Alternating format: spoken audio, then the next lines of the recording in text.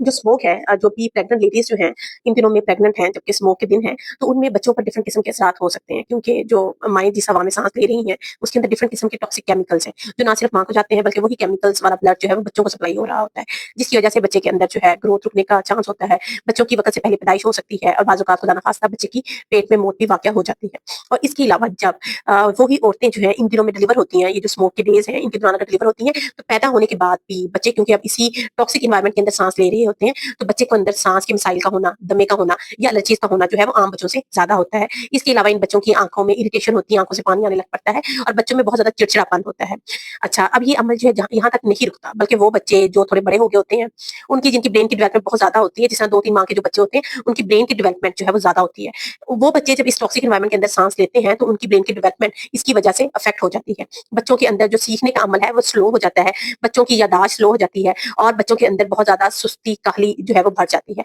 और कोई भी काम के अंदर जो बच्चों की परफॉर्मेंस है वो अफेक्ट होती है। और ये जो सारी चीज़ें हैं वो बच्चों के साथ सारी उम्र चलती हैं, इन बच्चों के साथ क्योंकि इनकी जो ब्रेन की डेवलपमेंट का ये जो टाइम पीरियड होता है बच्चे के पैदा होने के बाद 1 से 2 साल के तक, तो वो सारा जो है बहुत ज़्यादा वल्नरेबल होता है अगर वो बच्चे जो है इस तरह के टॉक्सिक एनवायरनमेंट के अंदर जो है वो साँस लें।